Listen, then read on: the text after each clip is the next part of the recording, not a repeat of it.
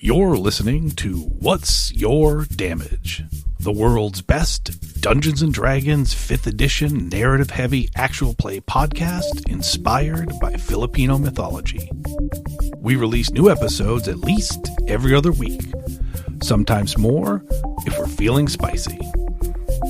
And now, on to the show. Last time on What's Your Damage?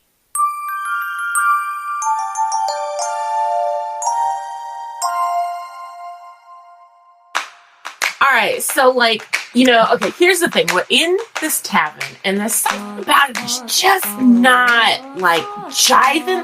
I think I've been here before, but I don't think I've been here before, but maybe I have. I don't know. Anyway. We did, speed dating, and then I don't know if we're all getting married or if we're dividing up into separate parties, but yeah. Little column A, little column B. We speed dated to get our party. But we didn't actually get to choose our own parties. They put us in parties, which, it's not bad, but...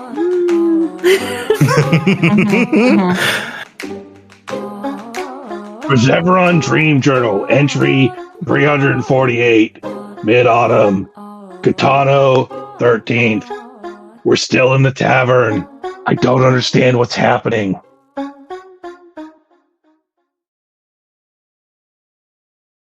Perseveron, when you awake, you find yourself in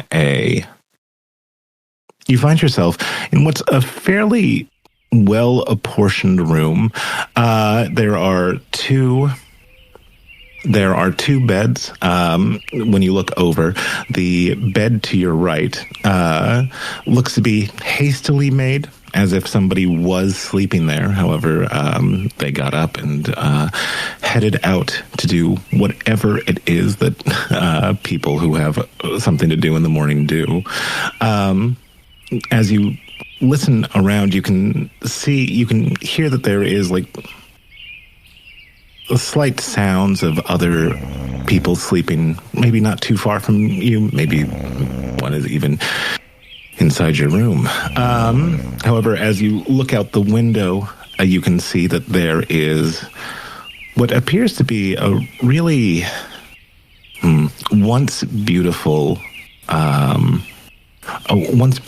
estate. However, the trees, which should be of a vibrant and life-giving green, are not that. They are something that exists after hope has withered a little and a little bit more. As you are getting familiar with your surroundings, what would you like to do?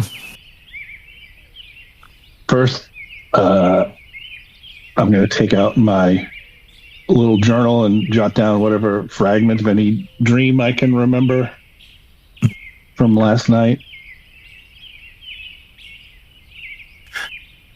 Yeah, actually, that's a good... What you have from last night, I would say, is you remember running. You remember 5 other people, although their forms are kind of vague. You remember falling.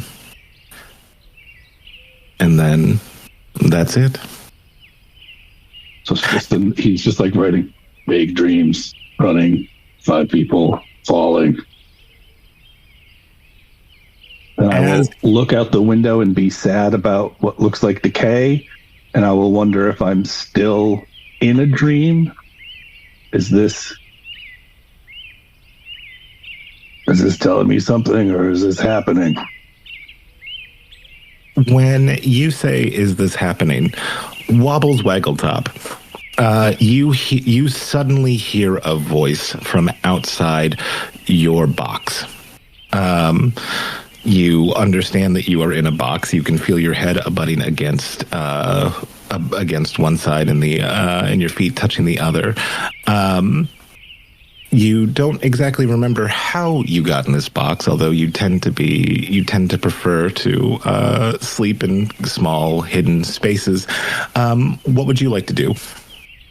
I'd like to be as quiet as possible, try not to panic, and just listen.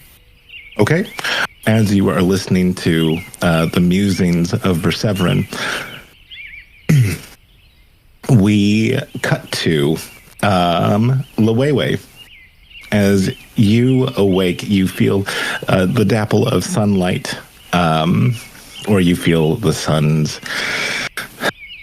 somewhat weak rays blessing your skin.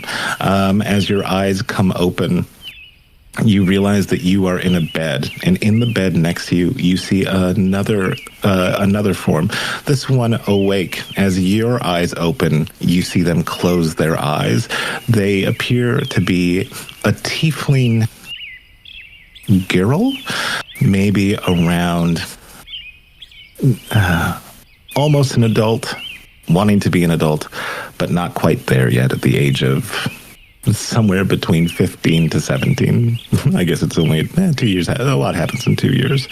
However, as she closes her eyes tight, you are awake in this room. You can see that there is a vanity mirror to your left. You can see that there is you see, much like Verseverin did in the next room, when you look out the window where that weak light is coming from, you can see hope withered a little bit more. What would you like to do? I think Lily takes a few minutes to just kind of look around, look at the window, and kind of take a gander at what's outside of it before settling down on her side, like facing this girl. Okay. And she's just going to, gently, with the point of a claw, tap at her nose. Okay, yeah. Mm-hmm. So, good morning. The sun says hello. As this girl's eyes, she opens only one eye to see your claw touching her nose, and she goes, hi, good morning. I'm sorry if you saw me looking at you. I'm not weird, I promise. I'm used to it. She accepts this. And she goes, are you feeling okay? I know that Mateo had a devil of a time getting you guys all situated, but hi, it's nice to have someone my age. Hi. Yeah, it really is. No, I'm feeling okay. I'm awake and rested, and my tummy's a little grumbly, but... And she's going to kind of scoot a little closer, lean in with real big eyes.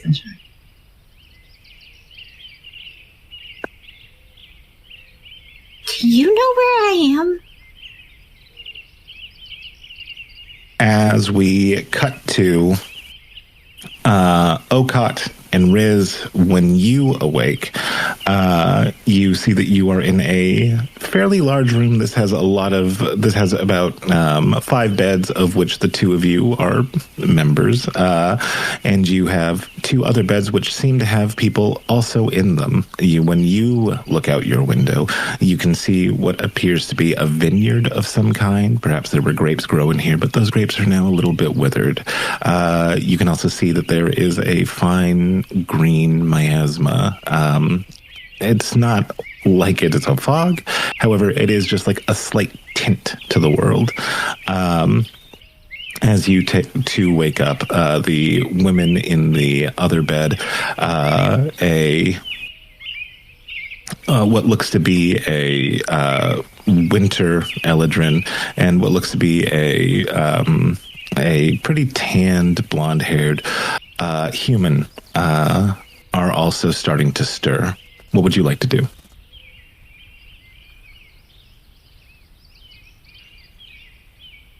I think for once Okad is disoriented enough that she's just going to kind of wait to see what happens and who makes the first move. Okay, so Okad is going to wait and see.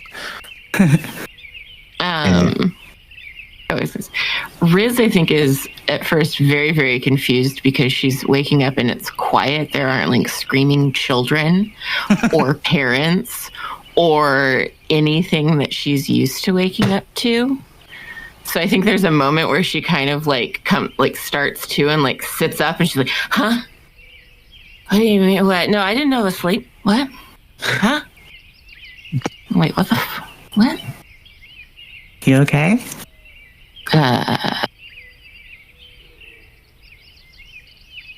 This isn't my room. Yeah, it's not mine either. That's weird. I don't feel like I got drunk last night, so...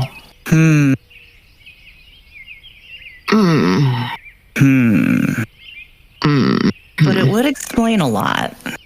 Right? You know? Like you get a little drunk, you end up somewhere you shouldn't. Yeah. And like, and I gesture over to the other two with a couple of strangers in your bedroom. Yeah, you know? I mean... To be fair, the Winter Eladrin says, it was our room first. You guys arrived last night, so kind Apologies. of our room, and we woke up to you two. Very, very much apologizing for that. But again, don't necessarily feel like I drank too much, so very concerned as to how I ended up here with no recollection of that. Well, is it possible you're getting better at getting drunk? Could be. Right? Like, I do like the way you think, though. Speaking of getting drunk. As the blonde woman says, I can tell you guys how you arrived here. Oh, that would help. That would be very, very much obliged. As she tells you the same information that Annalise told Lily, she goes, yeah, and Mateo Carabalin, God, as strong as an ox, she says as she titters to herself. Somebody's got a crush. No, she says. So I guess I'm kind of surprised that you two don't seem to know each other because he found your bodies not far from here. Were we in them at the time? As you say that, Okad, suddenly everybody hears a bell ringing. As we cut back to Lily and Annalise goes, oh, breakfast is ready. Let's go. Oh, okay. Yeah, let's go. Kind of jumps out of bed, brushes herself off, like pauses. Huh. Slept in my clothes. That's weird. Okay, so you're going to tell me who this Mateo person is, right? As she'll just like grabs her by the arm, like hooks her arm around hers and heads for the door. Okay, excellent. As you start to head towards the door, Verseverin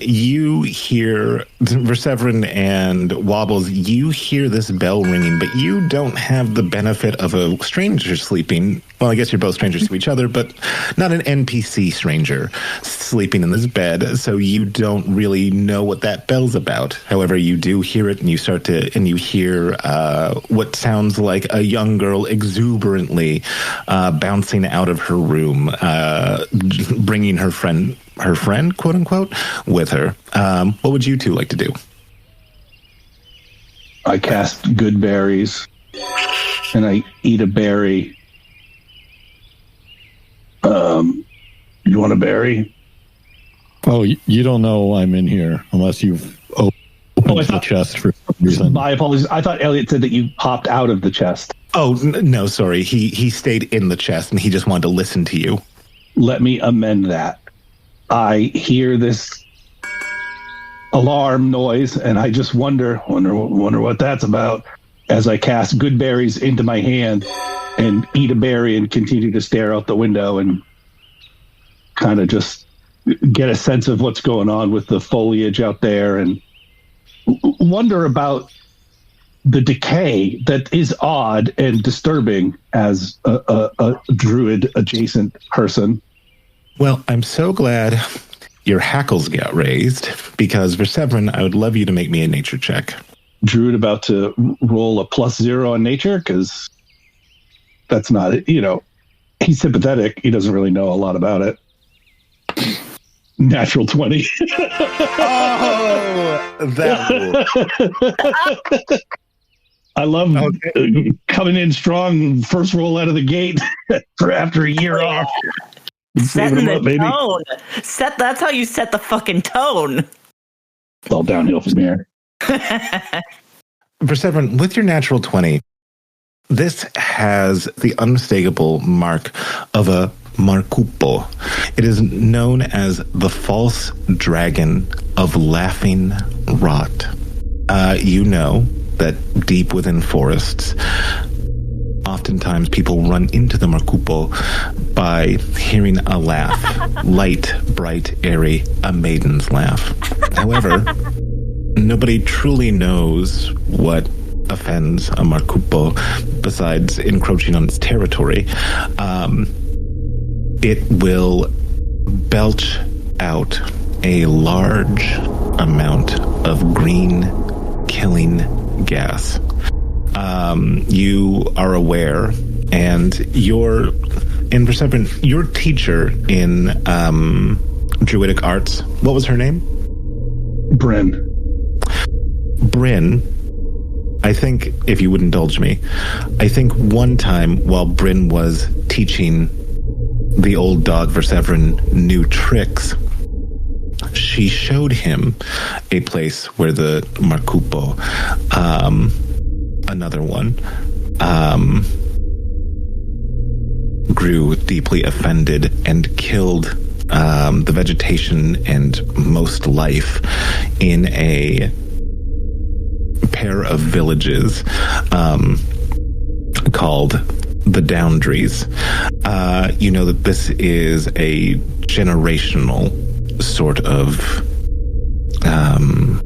this has impacts that last generations.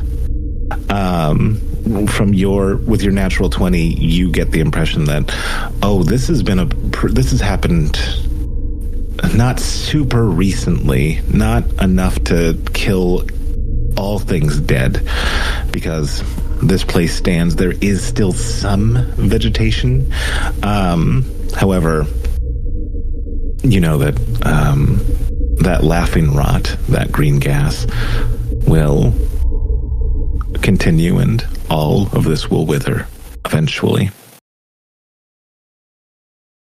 And I want to just clarify, this is the early, he's seeing that this is happening. This is the early stages of it, though. Left unchecked, it will devastate the area, as had happened to Doundries. Yeah, and he would also know that, like, nobody really knows how to contain it. There's maybe if you have powerful magics, you can create enough wind that you might be like. I think that's part of why weather sorcerers are, especially powerful weather sorcerers, are maybe valued in areas that have Markupos, is because they can not stop it but ameliorate it. And then the one last, it was the false dragon of rotting? Laughing rot. False dragon of laughing rot. Okay. Thank you. Fucking metal. So, Verseverin is going to look out there and think about it, and then we'll recall Bryn's teachings about Markupo and or Markupos and what had happened to Doundries, and just feel like ill at ease, and still not sure. Basically, what's the situation here is, he couldn't remember his dreams last night, and that sometimes happen. He's feeling a little off. Like, where is he? Where is there a Markupo? So this is the kind of thing that gets him to thinking, like, okay, I'm in a dream, and I've got to learn something about this. And thankfully, it's a dream, because otherwise, what a nightmare if a laughing rot is spreading through wherever this place is. Absolutely. Yeah. So as he is going to continue to sit and ponder, and Wobbles, you're going to stay hidden. And I might also say something out loud, sort of like, oh, no. Persevron's voice is kind of imposing, so I'm just chilling in this box, assuming I was like hiding in here from a monster, and then I passed out from fear or something.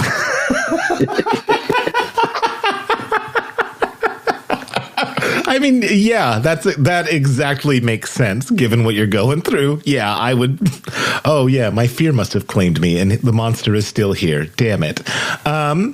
We both think we're here for a reason, and we're both wrong. As both of you are wrong in parallel, as you hear the bell, Okot and Riz, the blonde-haired woman gets up and she's like, "Oh, great food!" As the winter Eladrin goes, "Maybe Matea will be there." As they say to you two, "Come on, let's get some food." I glance over at Riz and I'm like, shrug, offer arm. What do you say? I guess we're getting food. Yeah, always easier to figure things out on a full stomach, right? Sure, assuming. I mean, they didn't kill us in our sleep, so. Yeah, we're not dead yet. Yeah. Might as well have breakfast. Yeah, why not? Yeah. Sure. I actually really enjoy that. Okay, as Okot and Riz, you head where the two women are heading. Versevrin, you hear more people walking past your door as they head towards the source of the ringing. And next to the fire, Luwewe, Riz, Okot, you see what appears to be another winter Eladrin. However, when you look at him, you can see that he is the first most noticeable thing is that he is in a wheelchair, and he, for eternally youthful creatures as the Eladrin, he looks exceedingly mortal. Instead of the green in his cheeks, much like a spring Eladrin will have, this one is the tale of decay slowly taking its way through him. He looks very thin, nearly brittle, as if touching him on the shoulder, Riz especially, may... I know, that's the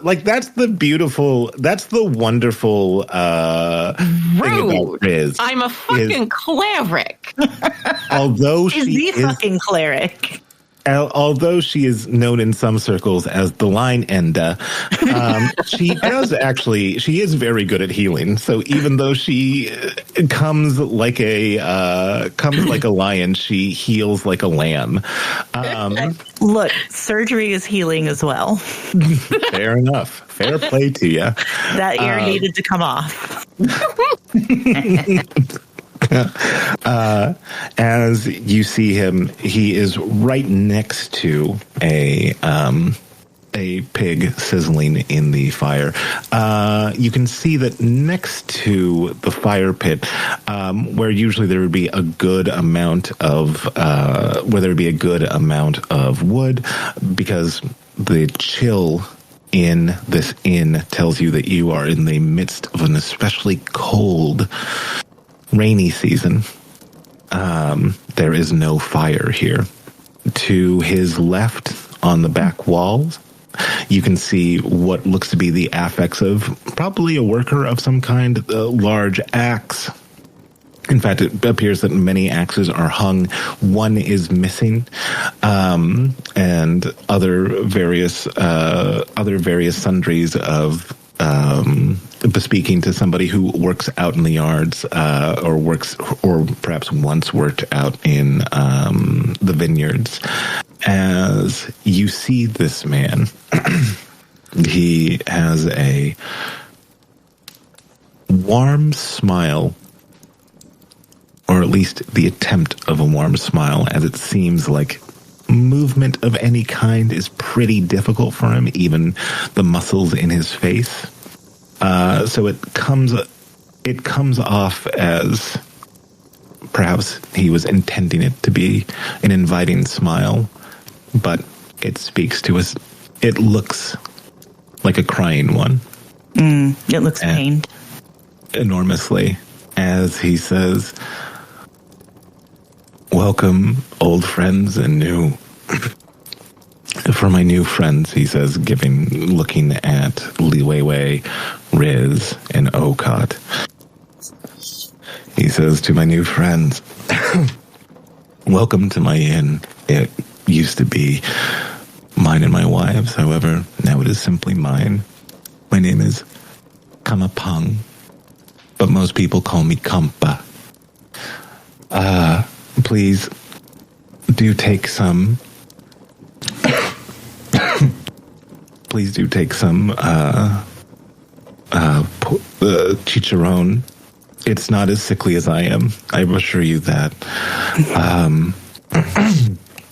As he searches the crowd, he goes, the Dragonborn and the gnome aren't here. I hope they're still sleeping and their dreams are sweet.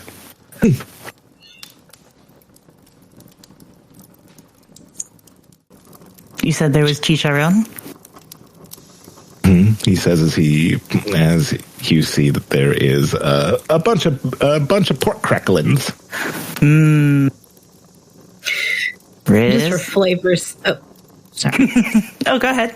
No, for flavor's sake, when he greeted us all, Lily was just waving at him with both hands. Aw. I think like that pain smile got a little bit brighter. He was happy, but the pain of being also affected him. Mm-hmm. Well, I'm gonna help myself to the buffet if we're done with the speeches. Please do. That was more to Riz than to him, but I think that is a good character trait, though. He has remarkably sharp hearing, and Lily, from your position closer to him, you can see that although there is a lot of like farm worker tools to the left, or to the left of the room where an antlered head rests, you can see a large number of artifacts that bespeak to an adventurer's life.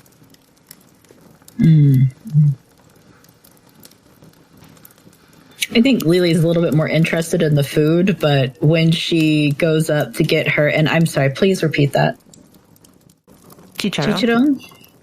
Mm-hmm. Which Okad is like just instinctively like loading up plates and handing them out to anyone who comes up for one. Yeah, I do think she gets some and she's like absently putting that in her mouth as she wanders over to stare at the artifacts. Okay, so as everybody is getting their food, Riz, would you give me a medicine check on Kampa? Sure thing. That was almost not good. That will be a 23. Excellent. with a 23, as you were getting your food, you can see him looking at you.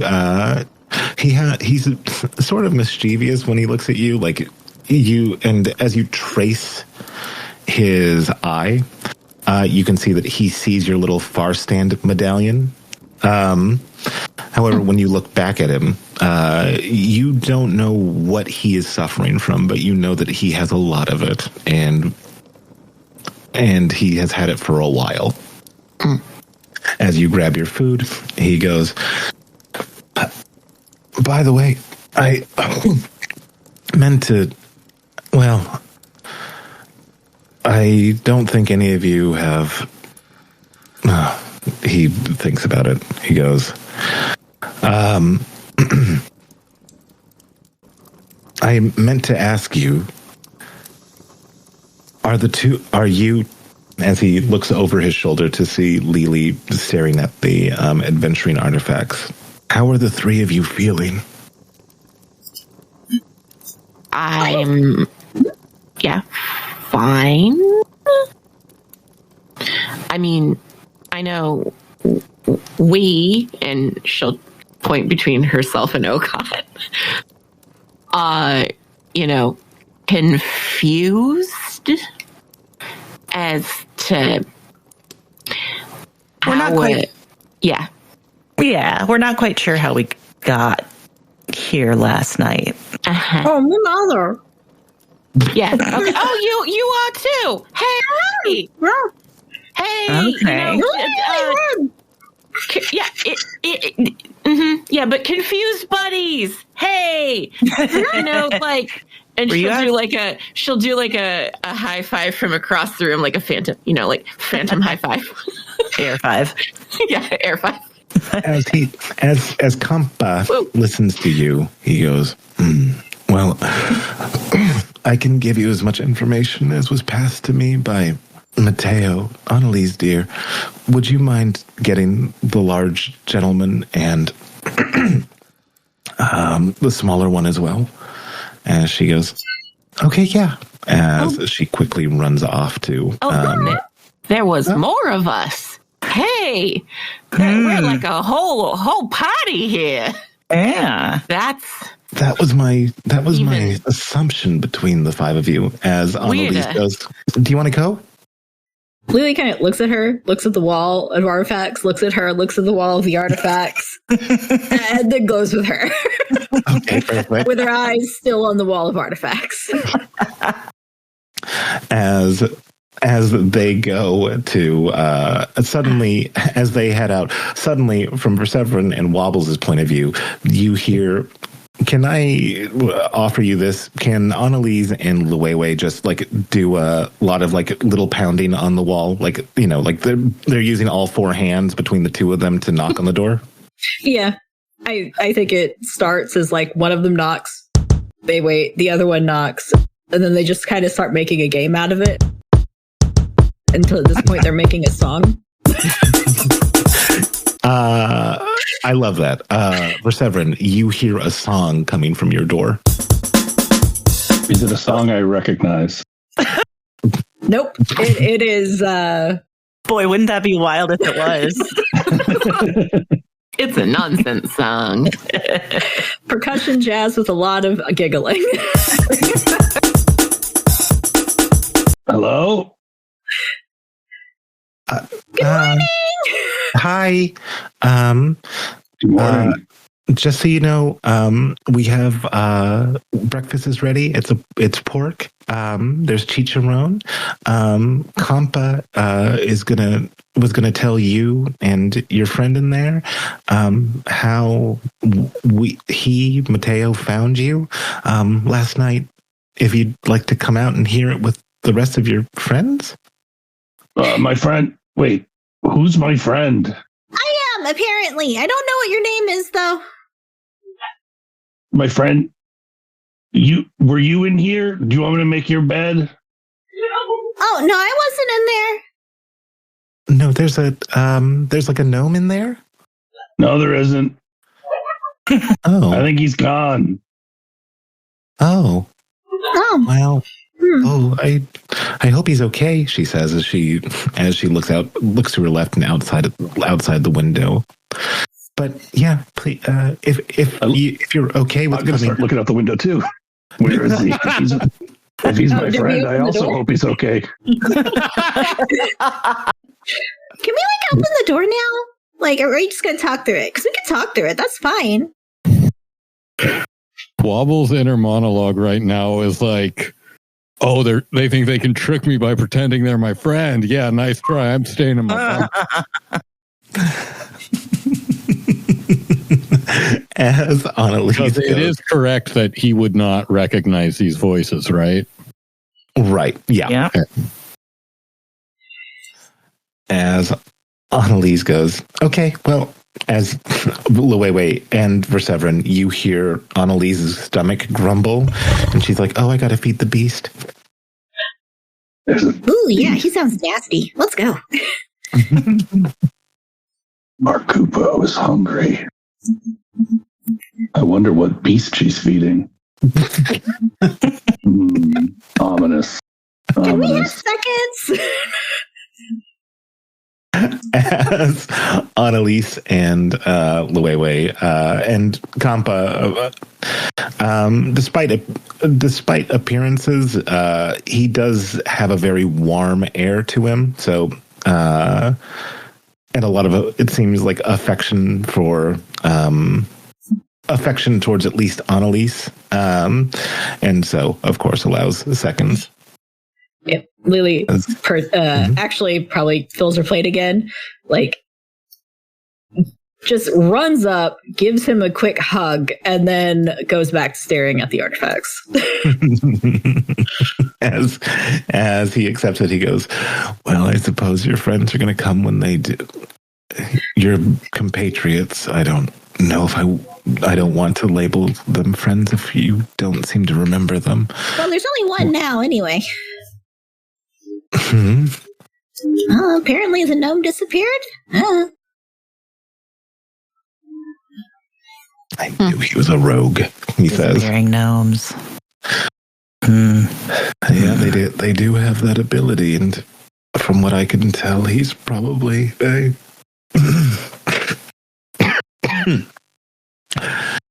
Suddenly, Oaktot looks around and goes, gnomes are the greatest adventurers in the world? What? He says. As Riz just narrows her eyes and as you can tell, the two women that Riz and Okot you bunked with, they hear Okot say that. They look at each other, and the dark-haired Eladrin seemingly gives the blonde one some coins.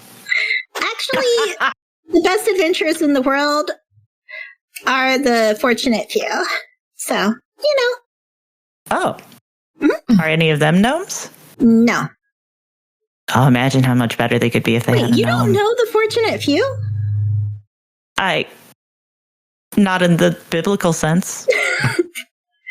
The what sense?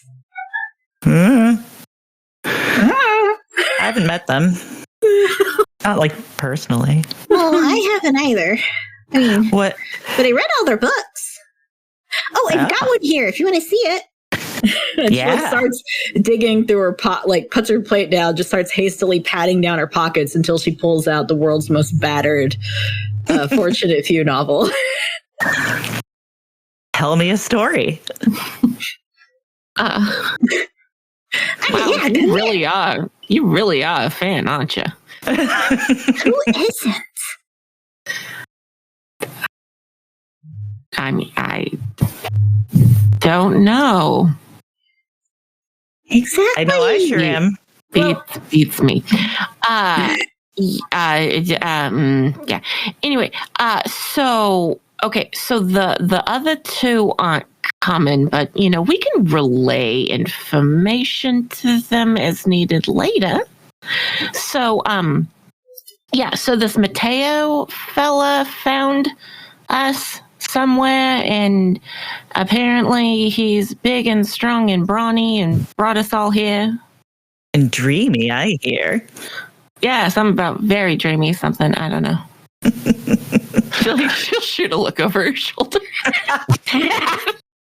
Okat just drifts by in the background, like half listening to this conversation and half sort of like looking at the artifacts that Lily's looking at. Just taking it all in. So, two conversations at a time is where I thrive. As he says, yes, Mateo has been with the inn for nearly as long as my wife and I have owned it. I'm not going to take credit for what Mateo did. Mateo found you a little bit past the swamps in an almost estuary. The five of you were together, seemingly a little wounded or damaged, and he brought you back to the inn.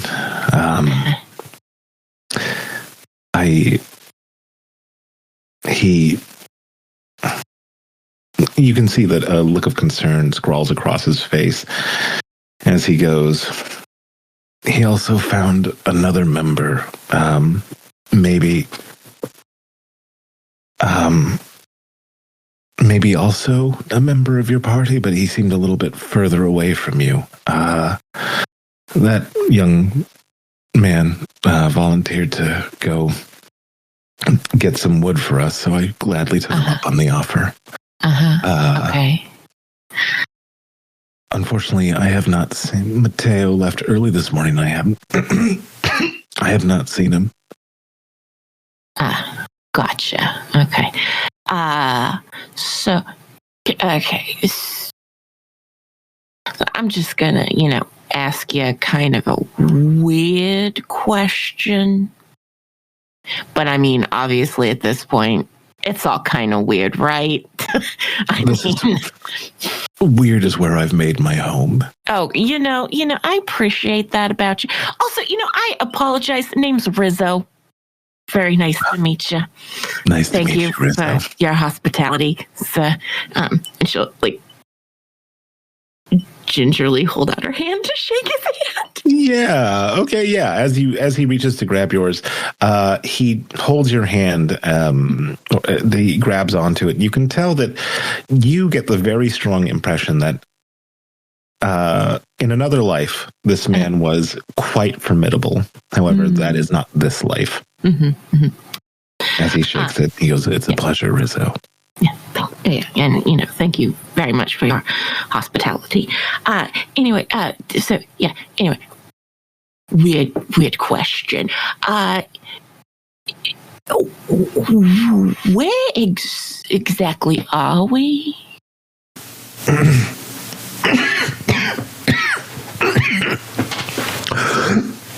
Sorry. Can I get you something to drink or some tea, water, something? Yeah, we can only water from the well that we have. It hasn't been polluted. As he points to a barrel that you see, he goes, you are currently in southern Harmony. This town used to be known as Cyclica. Marcupo bellowed, and it's slowly disappearing from the map, and I suspect I will along with it. Where's the map? Could we go? We should go get that map. Would Rizzo have any idea about that town name? As a native Harmondian? Yeah, Riz, you would know that Sicilia it used to be like it was on the southern tip of Harmony. It was as you can see from this inn, This is a rather large inn, as far as inns go. It's pretty stupendous. You would know that this used to be a destination. It was the place where the best wine was produced. It was enormously fruitful and bountiful, and it was a place that your grandfather Carboni would have vacationed in back in the day. Gotcha. Okay. Oh, okay. That is not the direction I was going. She'll mutter to herself. Okay. Huh.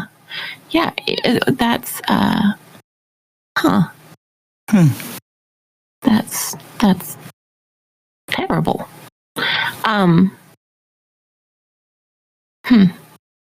As Riz has this information wash over her, we cut back to Verseverin and Oka and Wobbles, who are staying in the room. Anything that you guys are doing? Anything bringing you out, or is still staying and thinking and avoiding being found by the monster and the people pretending to be your friend? I've finished making the bed. I'm double down on my fear and vigilance. Well, actually, here, I'm going to self-roll, see how well I interpret what this monster is actually doing. Well, I'm less worried he's a monster now because people were talking to him and he was talking back, and monsters probably don't talk like that, but I still don't trust the situation.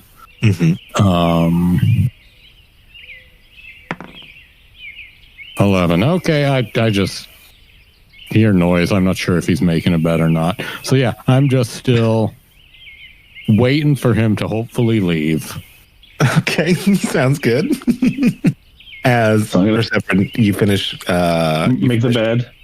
I'm going to go over to this trunk and open it, the one by my bed, because at this point he's very disoriented, and someone has told him that he has a friend who's a gnome, which doesn't sound familiar to him.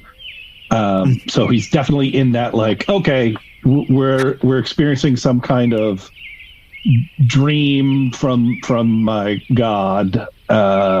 So it's important for me to kind of get the lay of the land here, see if I can figure out what I'm supposed to take away from this. So do I have any items that I had placed into this trunk, or, messages from above or below? There's this issue of the Marcupo on the horizon. Nightmare could be, filtering in here. There's a note in the trunk that says, "We've been trying to contact you about the Void's extended warranty." Man, I need to change my brain number.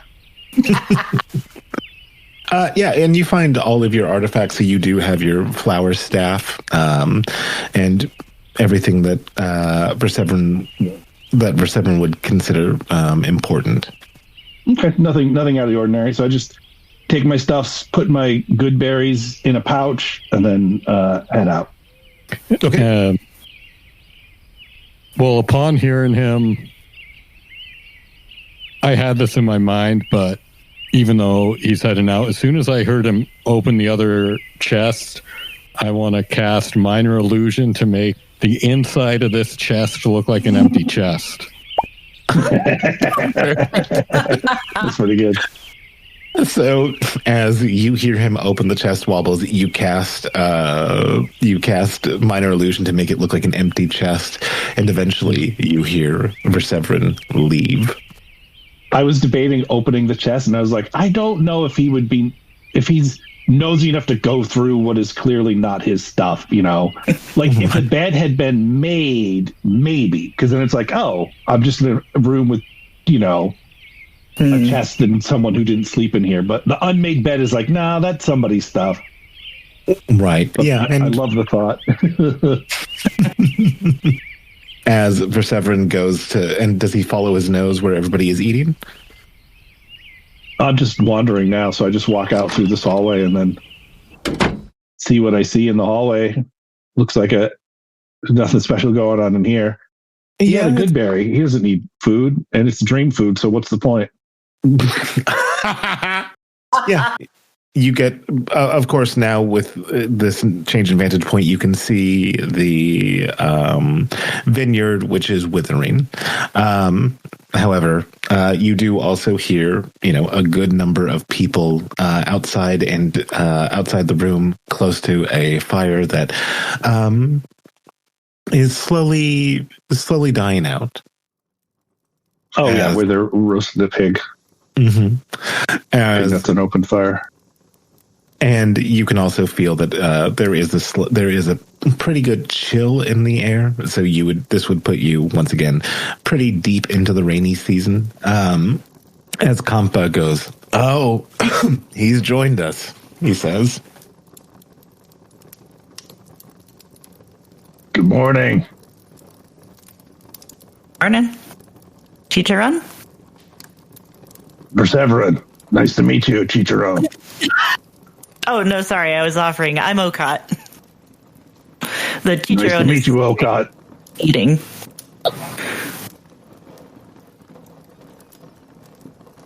Glad we had this talk. Me too. Yeah. And Okat goes back to staring at the artifacts. That Chicharron person's weird. Oh, no, I have a new nickname. Everybody's grooving on the artifacts, apparently. Yeah, and speaking of those artifacts, Lily and Okat, you have no point of reference for any of this. However, Lily, you would be able to discern that probably the most prized possession here, or the one that has the most value, at least to the person who displayed them, is a fan. It folds out like a peacock's feathers fold out. It is resplendent and brilliant. You can, as you observe this, you can see that, and with your magic sense, Lily, you know that this is magical to some degree. You also, reading your books, you do know that in the Fortunate Few's 7th volume, there was a old contact. Her code name was Drifting Leaf. She used bladed fans. Cool. Ooh. That sounds badass. Bladed fans? Oh,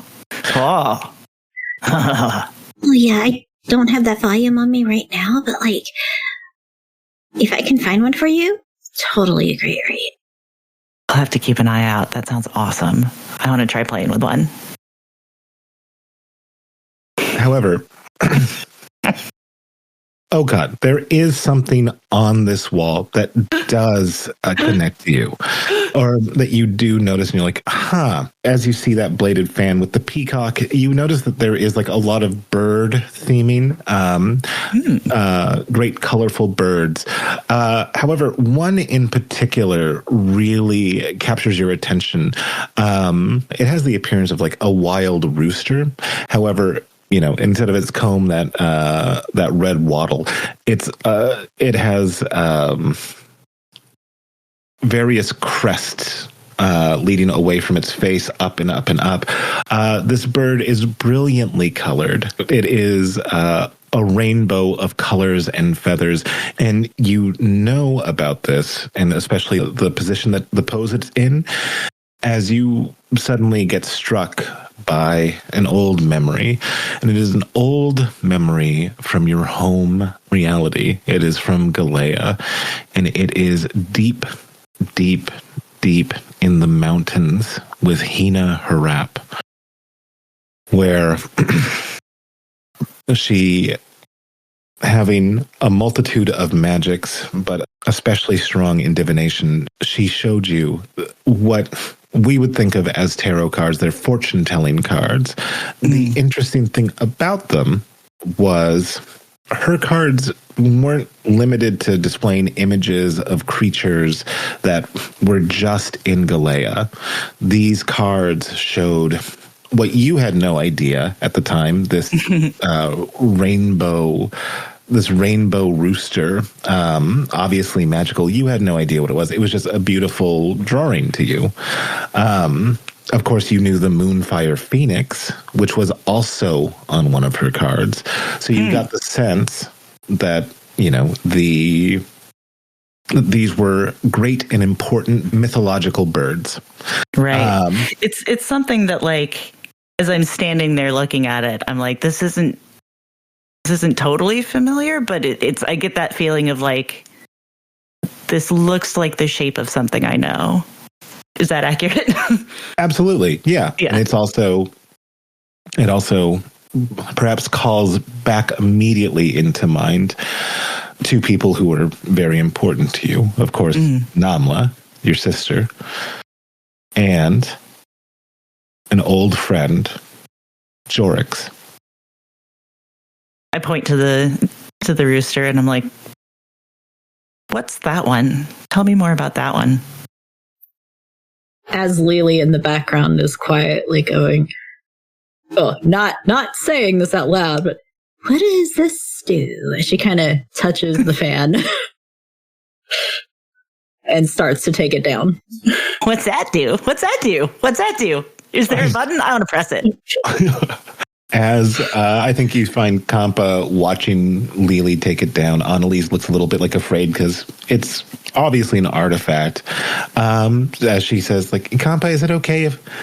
Just be very careful. It's slayed many beasts in its day. Oh, okay. Be super careful then. And she is genuinely being as careful as she can with her claws. And he has... who did Okot ask the question to? Like, tell me about that one. I'm not even sure she knew who she was asking. She's just... If anyone has an answer. Yeah, Riz, you would know that as a Sari Monarch. You mean that thing? And she'll point. That's the rainbow rooster? The rainbow rooster thing? That's the most beautiful chicken I've ever seen. It's not a chicken. Oh, rooster. Not a rooster either. It's a Sari Monarch. A Sari Monarch. Yeah. They're like, they're just kind of like, they're known for being protectors of travelers. So they're, good luck. Says Okot. And then she ponders. I'm guessing you're not like, from Harmony then?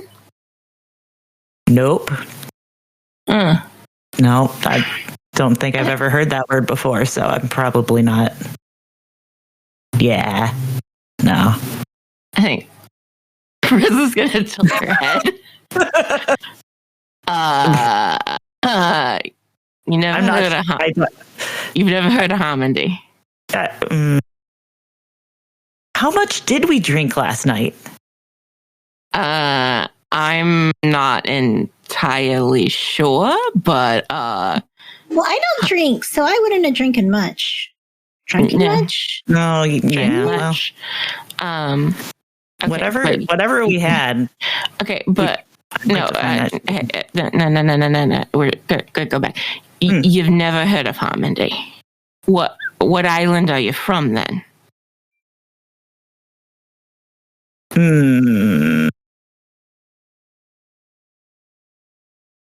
I don't know.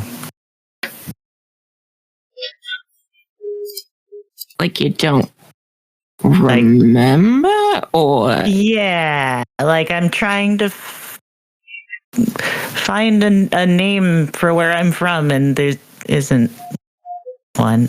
I'm not from an island. Wait, hold on. I think that can't be right. I think we might have said this earlier. Do you guys not remember last night at all either? Like completely?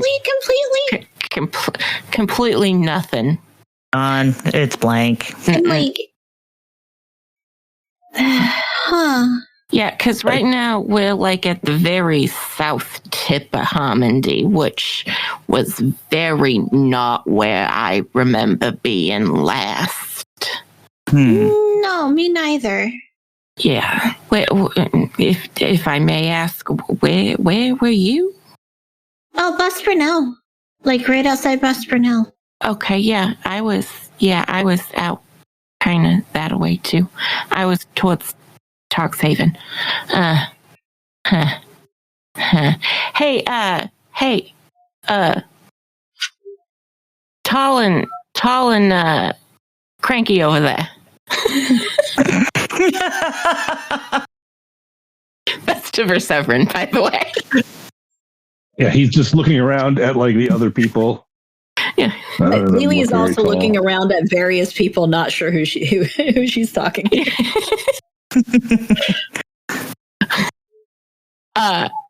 Do you remember where you were before waking up here? No. I'm not even sure I've woken up. Deep. Man, Hmm. that would be... Do people dream together sometimes? I feel like, oh yeah, no, that was in one of the books too, wasn't it? The Dream Bazaar. I'm not sure I'm familiar with that book, but yeah, people definitely do share dreams. Does no one here read literature? Not really. It's kind of boring. Sorry. Lily just looks heartbroken at the idea that this is boring. I like action adventure. Question though. Would that be considered like a child's tale? Or is that like a common just thing? No, that would be from one of the Fortunate Few books, which could be considered a children's book to a certain extent, but that's what I'm like they're for the audience. Actually, for everyone. Sure, let's go into it. The Fortunate Few book series is more like what we would call silver novels or dime novels in this world, like easily produced. Early mass serial fiction. Yeah. Oh my God. So I think we've basically been like Lily's been chasing after Batman this whole time, basically. Batman, but they do technically exist because they're the ones who publish the books. Okay. Yeah. So I think Riz is kind of a little bit like just not saying anything. Oh, those are good. That's not literature. Those are good books. Those are like fun reads. I think Riz is Riz is like going to position herself behind Luwewe in Perseverin's line of sight, and just is making a slicing motion across her neck and shaking her head. Are you okay? No, I mean, I thought literature were good books, but okay. I mean, you like them? You have good taste. Yeah. They're easy to read and they're fun. And she's still playing with the fan and being possibly a little less careful with it right now because she's distracted. Yeah. Okay. Maybe we pay attention to the relics that we're holding. No. Okay, I'm putting it back on the shelf now. Yeah. Probably a good idea. Okay.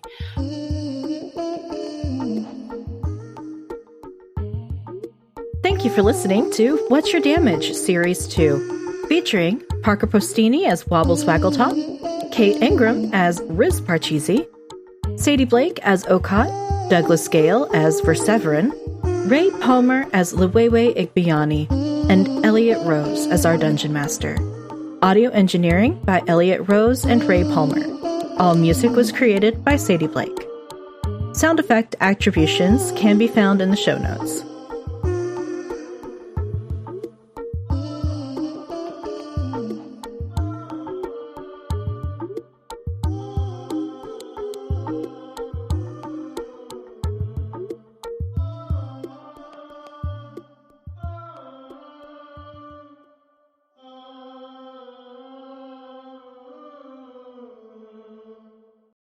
all downhill from here.